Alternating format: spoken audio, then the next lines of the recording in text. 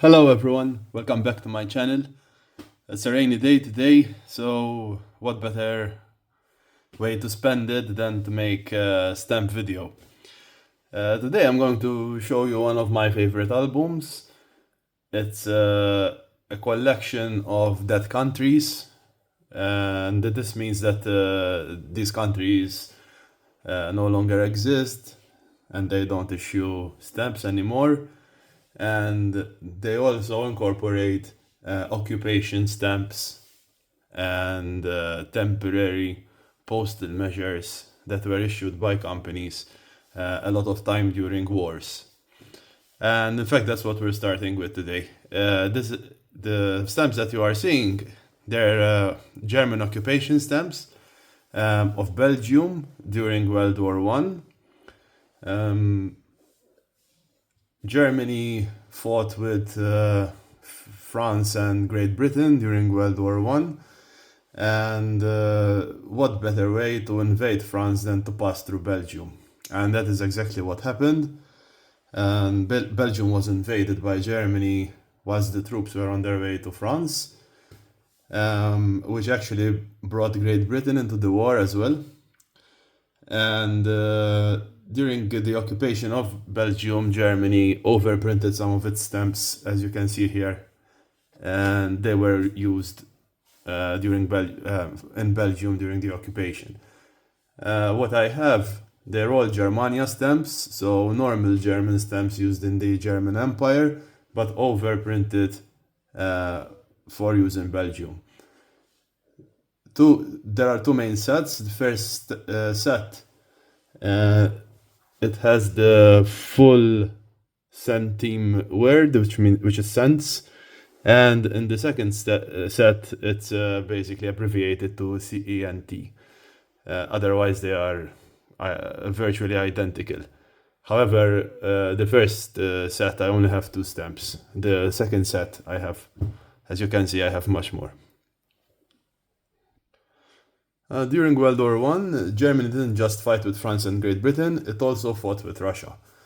And it had much more success in the Eastern Front than it did in the Western Front.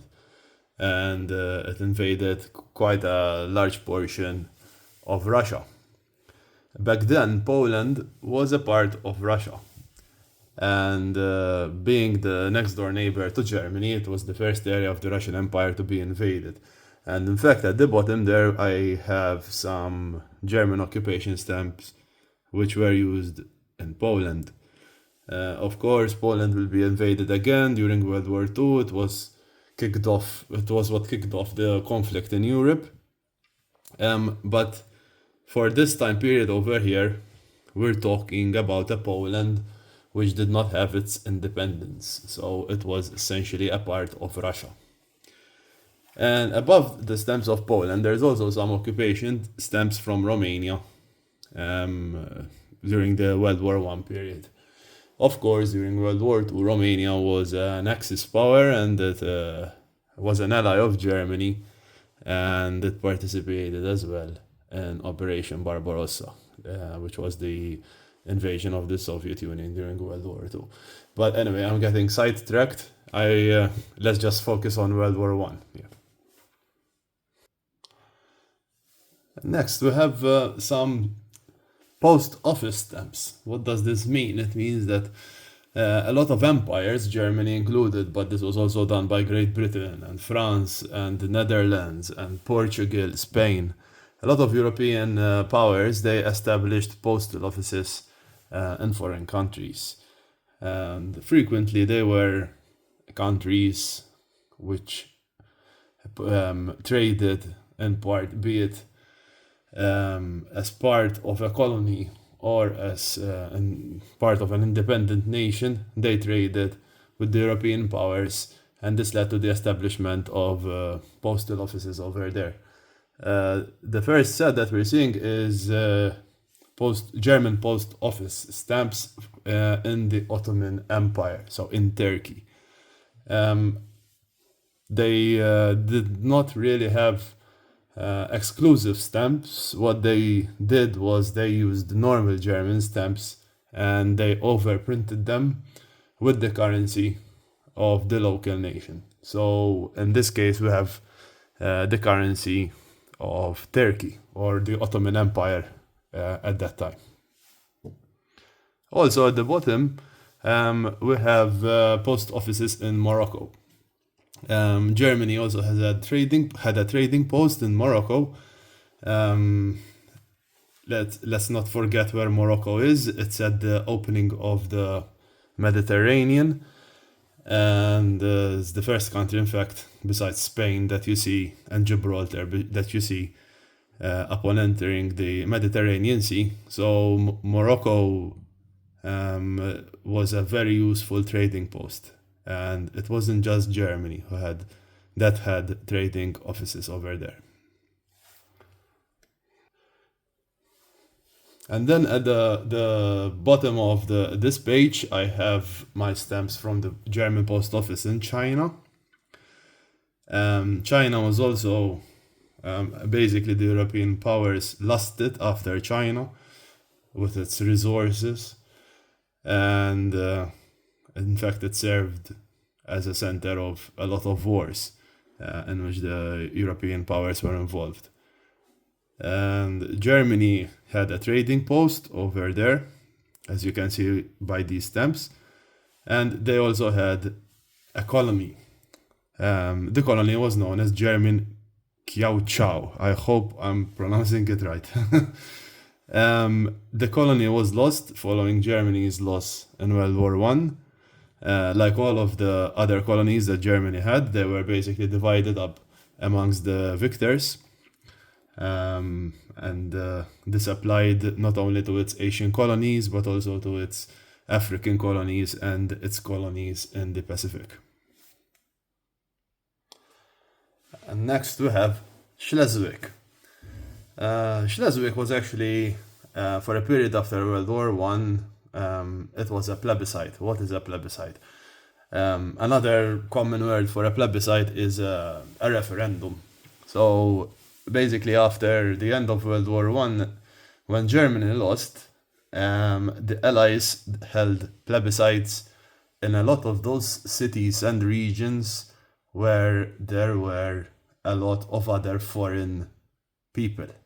So taking the case of Schleswig, which was on the border with Denmark, there was a substantial Danish population living under the German Empire at the time.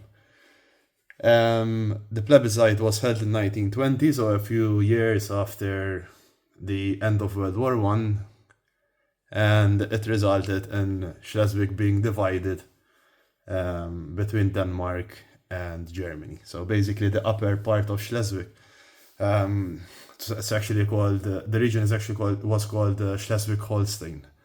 The upper part of Schleswig was given to Denmark, and the lower part of Schleswig stayed with Germany. And at the bottom, there we have Allenstein, another region of Germany, the same. And after the plebiscite, Allenstein voted to remain a part of Germany. And so did Marienwerder, there at the bottom there. A plebiscite was held over there, and it voted to remain a part of Germany. And next we have Saar, or the Saarland. This is a region of Germany which is on the border with France. This wasn't, it was a sort of plebiscite, but different from the others in that it was following the Treaty of Versailles, which was the major treaty that was formed between the Allies and Germany following the end of World War One, as part of the war reparations that Germany had to pay France especially.